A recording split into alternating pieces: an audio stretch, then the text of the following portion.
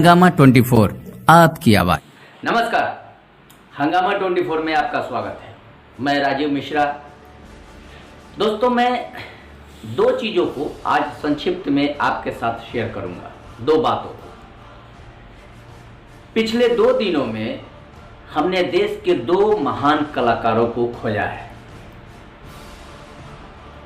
एक प्रयोगधर्मी कलाकार, महान कलाकार इरफान खान और दूसरा सदाबहार कलाकार ऋषि कपूर।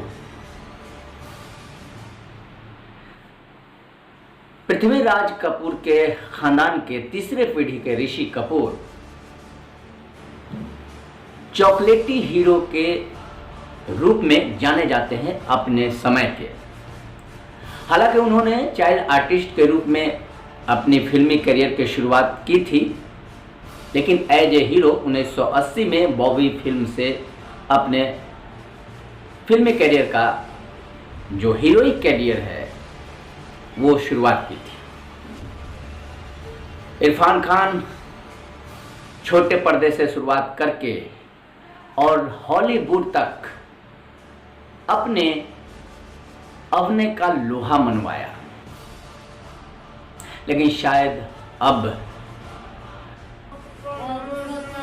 हम लोग आगे के अभिनय को नहीं देख पाएंगे और वो ईश्वर को प्यारे हो गए। और हंगामा 24 के तरफ से उन दोनों महान अभिनेताओं को, महान अभिनेता को श्रद्धांजलि, सत सत नमन। अब हम आगे चलते हैं। हमारा देश,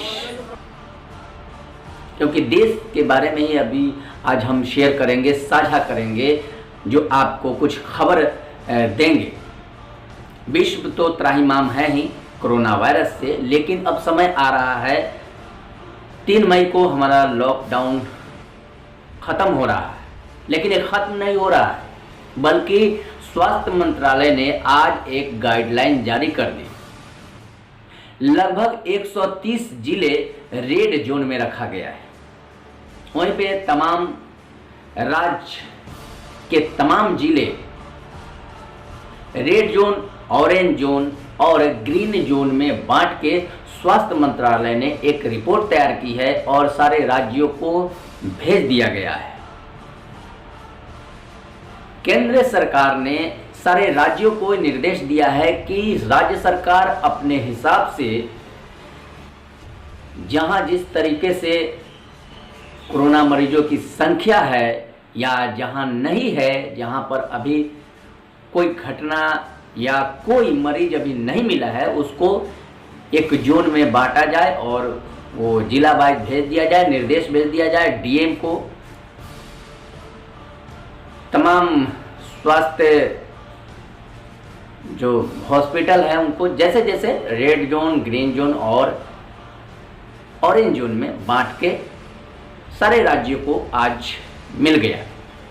अब राज्य को किस तरीके से हैंडल करना है या राज्य सरकार को सोचना है। केंद्र सरकार तो साथ में है ही, लेकिन जिस तरीके से अभी संकट होगा, जिस तरीके से स्थिति होगी, उसी का जायजा करके राज्य सरकार को निर्णय लेना है।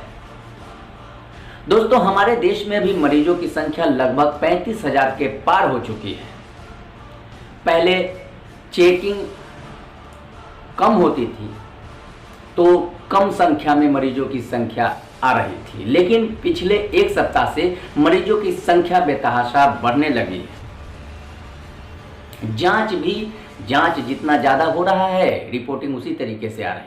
अब जांच बढ़ गया है तो संक्रमित मरीजों की संख्या भी तेजी से बढ़ रही है। लगभग 2100-1800 के करीब 24 घंटे में संक्रमित मरीजों की संख्या बढ़ रही है। वहीं पे 50 से लेके 70 के बीच में पर डे मौतें भी हो रही है।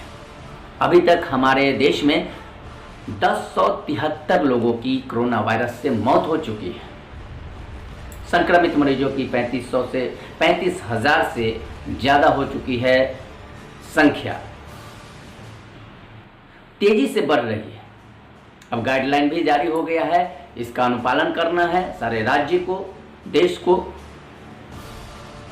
इसी बीच कोटा में जो छात्र थे फंसे हुए थे, तो बिहार सरकार या तमाम राज्य लाने की चेष्टा हो ही रही है, कोशिश जारी है। इसी बीच से पप्पू यादव ने कोटा में फंसे छात्रों को लगभग 30 बस भेजकर वहां से मंगवाने का काम किया।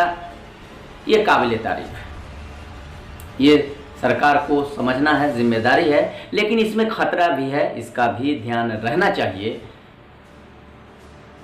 इसको वाहवाही में नहीं लेना चाहिए।